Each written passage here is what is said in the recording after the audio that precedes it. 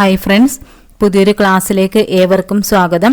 British ഇന്ത്യയിലെ ഭരണ സംവിധാനങ്ങളെക്കുറിച്ചാണ് നമ്മളിന്ന് പഠിക്കാൻ പോകുന്നത്. ക്ലാസ്സിലേക്ക് കടക്കാം. ആദ്യത്തെ ചോദ്യം, ഇംഗ്ലീഷ് ഈസ്റ്റ് ഇന്ത്യ കമ്പനിക്ക് വ്യാപാരം നടത്താൻ റോയൽ ചാർട്ടറിന് അനുമതി നൽകിയ ബ്രിട്ടീഷ് ഭരണാധികാരി ആരാണ്? എലിസബത്ത് രാജ്ഞി.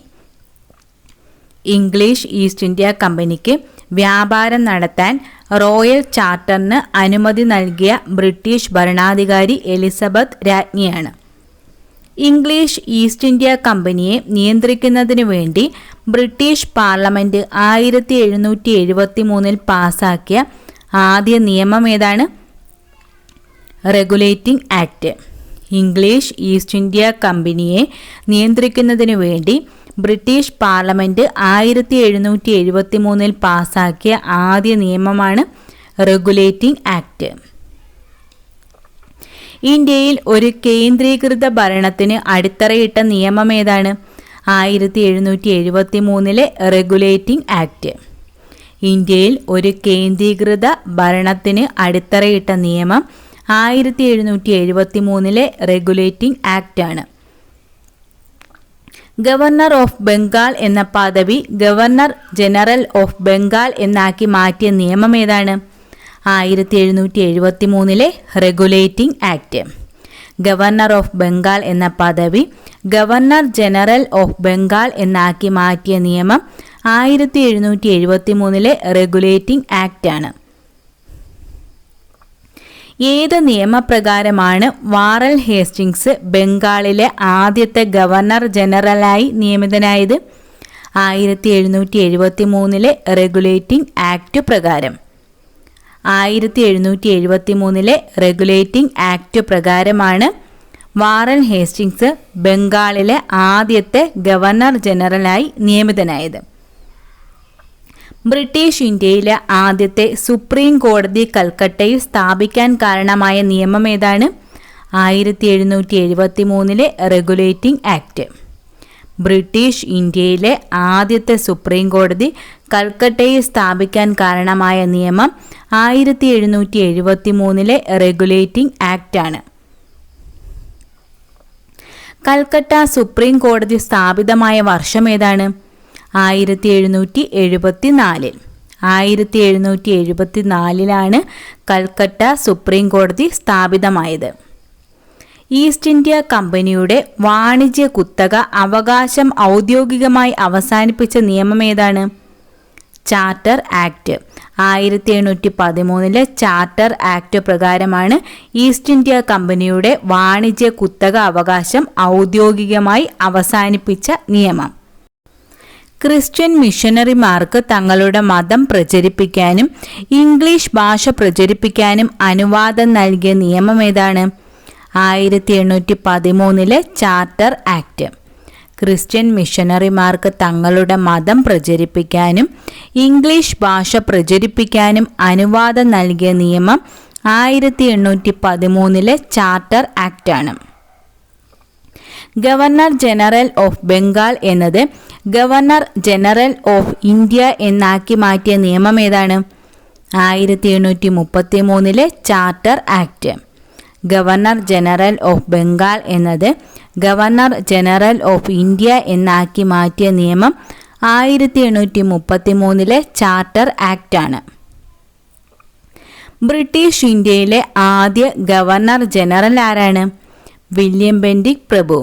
ബ്രിട്ടീഷ് ഇന്ത്യയിലെ ആദ്യ ഗവർണർ ജനറൽ വില്യം ബെന്റിക് പ്രഭുവാണ്. ബ്രിട്ടീഷ് പാർലമെന്റ് പാസാക്കിയ അവസാനത്തെ ചാർട്ടർ ആക്ട് ഏതാണ്? Charter act 1853. ബ്രിട്ടീഷ് പാർലമെന്റ് പാസാക്കിയ അവസാനത്തെ ചാർട്ടർ ആക്ട് 1853 ആണ്. Committee on the Indian civil service എന്നറിയപ്പെടുന്നത് എന്താണ്? Macaulay committee. Committee on the Indian civil service എന്നറിയപ്പെടുന്നത് മെക്കാളെ കമ്മിറ്റിയാണ്. ഏത് നിയമപ്രകാരമാണ് മെക്കാളെ കമ്മിറ്റിയെ നിയമിച്ചത്? 1853 ചാർട്ടർ ആക്ട്. 1853 ചാർട്ടർ ആക്ട് നിയമപ്രകാരമാണ് മെക്കാളെ കമ്മിറ്റിയെ നിയമിച്ചത്. ഇന്ത്യൻ ലെജിസ്ലേറ്റീവ് കൗൺസിലിൽ ആദ്യമായി പ്രാദേശിക പ്രാതിനിധ്യം നടപ്പിലാക്കിയ നിയമം ഏതാണ്? Charter act 1853. ഇന്ത്യൻ ലെജിസ്ലേറ്റീവ് കൗൺസിലിൽ ആദ്യമായി പ്രാദേശിക പ്രാതിനിധ്യം നടപ്പിലാക്കിയ നിയമം ചാർട്ടർ ആക്ട് 1853 ആണ്. ബ്രിട്ടീഷ് ഈസ്റ്റ് ഇന്ത്യ കമ്പനിയുടെ ഭരണം പൂർണ്ണമായും ബ്രിട്ടീഷ് രാജ്ഞിയിലേക്ക് മാറ്റാൻ കാരണമായ നിയമം ഏതാണ്? 1858 government of India act. British east India കമ്പനിയുടെ ഭരണം പൂർണ്ണമായും ബ്രിട്ടീഷ് രാജ്ഞിയിലേക്ക് മാറ്റാൻ കാരണമായ നിയമം 1858 ഗവൺമെൻറ് ഓഫ് ഇന്ത്യ ആക്ട് ആണ്. ഗവർണർ ജനറൽ ഓഫ് ഇന്ത്യ എന്ന പദവി വൈസ്രോയ് എന്നാക്കി മാറ്റിയ നിയമം ഏതാണ്? Government of India 1858. Governor general of India എന്ന പദവി വൈസ്രോയ് എന്നാക്കി മാറ്റിയ നിയമമാണ് ഗവൺമെൻറ് ഓഫ് ഇന്ത്യ 1858. ബ്രിട്ടീഷ് ഇന്ത്യയിലെ അവസാനത്തെ ഗവർണർ ജനറൽ ആരായിരുന്നു? കാനിങ് പ്രഭു. ബ്രിട്ടീഷ് ഇന്ത്യയിലെ അവസാനത്തെ ഗവർണർ ജനറൽ കാനിങ് പ്രഭു ആയിരുന്നു. ബ്രിട്ടീഷ് ഇന്ത്യയിലെ ആദ്യ വൈസ്രോയ് ആരായിരുന്നു? കാനിങ് പ്രഭു. ബ്രിട്ടീഷ് ഇന്ത്യയിലെ ആദ്യ വൈസ്രോയ് കാനിങ് പ്രഭു ആയിരുന്നു. Act for the better government of India എന്നറിയപ്പെടുന്ന നിയമം ഏതാണ്? 1887 government of India act. Act for the better government of India എന്നറിയപ്പെടുന്ന നിയമം 1887 ഗവൺമെൻറ് ഓഫ് ഇന്ത്യ ആക്ട് ആണ്. ബ്രിട്ടീഷ് ഇന്ത്യൻ ഭരണ സംവിധാനത്തിൽ ഉന്നത പദവിയായ സെക്രട്ടറി ഓഫ് സ്റ്റേറ്റ്സ് രൂപീകരിച്ചത് ഏത് നിയമപ്രകാരമാണ്? 1858 ഗവൺമെൻറ് ഓഫ് ഇന്ത്യ ആക്ട് പ്രകാരം. ബ്രിട്ടീഷ് ഇന്ത്യൻ ഭരണ സംവിധാനത്തിൽ ഉന്നത പദവിയായ സെക്രട്ടറി ഓഫ് സ്റ്റേറ്റ്സ് രൂപീകരിച്ചത് ഏത് നിയമപ്രകാരമാണ്? 1858 ഗവൺമെൻറ് ഓഫ് ഇന്ത്യ ആക്ട് പ്രകാരം. ഇന്ത്യയുടെ ആദ്യ സെക്രട്ടറി ഓഫ് സ്റ്റേറ്റ്സ് ആരായിരുന്നു? Edward Henry Stalin. ഇന്ത്യയുടെ ആദ്യ secretary of States Edward Henry Stalin ആയിരുന്നു. ഇന്ത്യയുടെ അവസാനത്തെ സെക്രട്ടറി ഓഫ് സ്റ്റേറ്റ്സ് ആരായിരുന്നു? William Francis Harry. ഇന്ത്യയുടെ അവസാനത്തെ secretary of States William Francis Harry ആയിരുന്നു. ഏറ്റവും കൂടുതൽ കാലം ഇന്ത്യയിൽ സെക്രട്ടറി ഓഫ് സ്റ്റേറ്റ്സ് ആയിരുന്നത് ആരാണ്? George Hamilton. ഏറ്റവും കൂടുതൽ കാലം ഇന്ത്യയിൽ സെക്രട്ടറി ഓഫ് സ്റ്റേറ്റ്സ് ആയിരുന്നത് ജോർജ് ഹാമിൽട്ടൺ ആണ്. ഇന്ത്യൻ ജനതയുടെ മാഗ്ന കാർട്ട എന്നറിയപ്പെടുന്ന ബ്രിട്ടീഷ് രാജ്ഞിയുടെ വിളംബരം നടന്നത് എന്നാണ്? 1858 നവംബർ 1.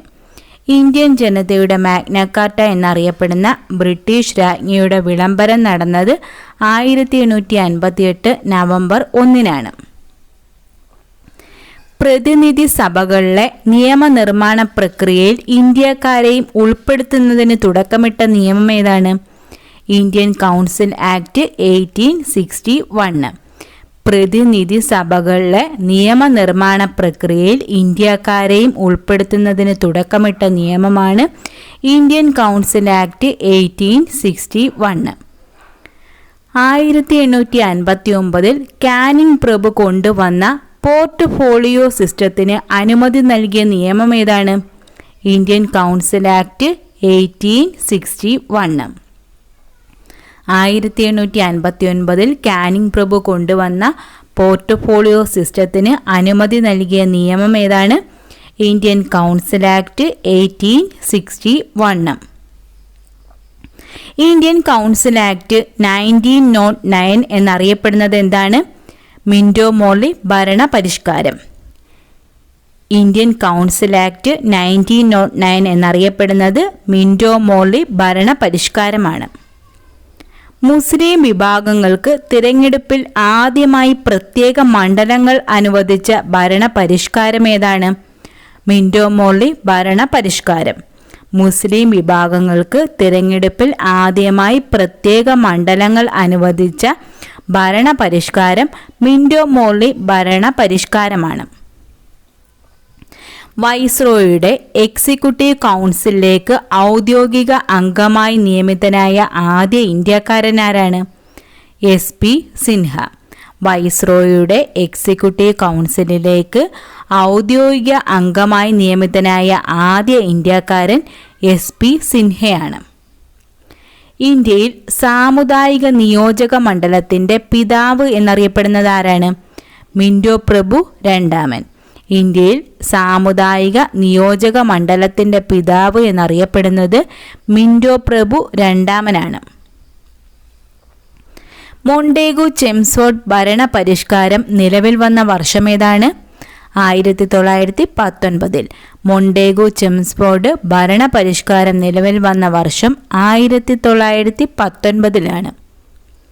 മൊണ്ടേഗു ചെംസ്ഫോർഡ് ഭരണ പരിഷ്കാരം അറിയപ്പെടുന്ന മറ്റൊരു പേരെന്താണ്? മോൺഫോർട്ട് പരിഷ്കാരം. മൊണ്ടേഗു ചെംസ്ഫോർഡ് ഭരണ പരിഷ്കാരം അറിയപ്പെടുന്ന മറ്റൊരു പേര് മോൺഫോർട്ട് ഭരണ പരിഷ്കാരം എന്നാണ്. ഗവൺമെൻറ് ഓഫ് ഇന്ത്യ ആക്ട് 1919 എന്നറിയപ്പെടുന്നത് ഏത് ഭരണ പരിഷ്കാരമാണ്? മൊണ്ടേഗു ചെംസ്ഫോർഡ് ഭരണ പരിഷ്കാരം. ഗവൺമെൻറ് ഓഫ് ഇന്ത്യ ആക്ട് 1919 എന്നറിയപ്പെടുന്നത് മൊണ്ടേഗു ചെംസ്ഫോർഡ് ഭരണ പരിഷ്കാരമാണ്. പ്രവിശ്യകളിൽ ദ്വിഭരണം ഏർപ്പെടുത്തിയ ഭരണ പരിഷ്കാരം ഏതാണ്? മൊണ്ടേഗു ചെംസ്ഫോർഡ് ഭരണ പരിഷ്കാരം. പ്രവിശ്യകളിൽ ദ്വിഭരണം ഏർപ്പെടുത്തിയ ഭരണ പരിഷ്കാരം മൊണ്ടേഗു ചെംസ്ഫോർഡ് ഭരണ പരിഷ്കാരമാണ്. ഇന്ത്യയിൽ ആദ്യമായി ദ്വിമണ്ഡല സമ്പ്രദായം നിർദ്ദേശിച്ച ഭരണ പരിഷ്കാരം ഏതാണ്? മൊണ്ടേഗു ചെംസ്ഫോർഡ് ഭരണ പരിഷ്കാരം. ഇന്ത്യയിൽ ആദ്യമായി ദ്വിമണ്ഡല സമ്പ്രദായം നിർദ്ദേശിച്ച ഭരണ പരിഷ്കാരം മൊണ്ടേഗു ചെംസ്ഫോർഡ് ഭരണ പരിഷ്കാരമാണ്. ഇന്ത്യയിൽ ആദ്യമായി പൊതു തെരഞ്ഞെടുപ്പ് നടത്താൻ കാരണമായ നിയമം ഏതാണ്? 1919 ഗവൺമെൻറ് ഓഫ് ഇന്ത്യ ആക്ട്. ഇന്ത്യയിൽ ആദ്യമായി പൊതു തിരഞ്ഞെടുപ്പ് നടത്താൻ കാരണമായ നിയമം 1919 ഗവൺമെൻറ് ഓഫ് ഇന്ത്യ ആക്ട് ആണ്. ആദ്യമായി പൊതു തിരഞ്ഞെടുപ്പ് നടന്ന വർഷം ഏതാണ്? 1920. 1920 ആദ്യമായി പൊതു തിരഞ്ഞെടുപ്പ് നടന്നത്. ഇന്ത്യയിൽ ആദ്യമായി പൊതു തിരഞ്ഞെടുപ്പ് നടന്നപ്പോൾ ബ്രിട്ടീഷ് വൈസ്രോയി ആരായിരുന്നു? റീഡിംഗ് പ്രഭു. ഇന്ത്യയിൽ ആദ്യമായി പൊതു തിരഞ്ഞെടുപ്പ് നടന്നപ്പോൾ ബ്രിട്ടീഷ് വൈസ്രോയി റീഡിംഗ് പ്രഭു ആയിരുന്നു. ഇന്ത്യയിൽ ഉദ്യോഗസ്ഥ നിയമത്തിനായി ഒരു പബ്ലിക് സർവീസ് കമ്മീഷൻ നിലവിൽ വരാൻ കാരണമായ നിയമം ഏതാണ്? Government of India act 1919. ഇന്ത്യയിൽ ഉദ്യോഗസ്ഥ നിയമത്തിനായി ഒരു പബ്ലിക് സർവീസ് കമ്മീഷൻ നിലവിൽ വരാൻ കാരണമായ നിയമം ഗവൺമെൻറ് ഓഫ് ഇന്ത്യ ആക്ട് 1919 അനുസരിച്ചാണ്. പബ്ലിക് സർവീസ് കമ്മീഷന്റെ രൂപീകരണത്തെക്കുറിച്ച് പഠിക്കാനായി ബ്രിട്ടീഷ് ഭരണകൂടം നിയമിച്ച കമ്മീഷൻ ഏതാണ്? Lee commission. പബ്ലിക് സർവീസ് കമ്മീഷന്റെ രൂപീകരണത്തെക്കുറിച്ച് പഠിക്കാനായി ബ്രിട്ടീഷ് ഭരണകൂടം നിയമിച്ച കമ്മീഷനാണ് ലീ കമ്മീഷൻ. ഇന്ത്യയിൽ ആദ്യമായി പബ്ലിക് സർവീസ് കമ്മീഷൻ നിലവിൽ വന്ന വർഷം ഏതാണ്? 1926. 1926 ഇന്ത്യയിൽ ആദ്യമായി പബ്ലിക് സർവീസ് കമ്മീഷൻ നിലവിൽ വന്നത്. പബ്ലിക് സർവീസ് കമ്മീഷന്റെ ആദ്യ ചെയർമാൻ ആരായിരുന്നു? Sir rose Barker.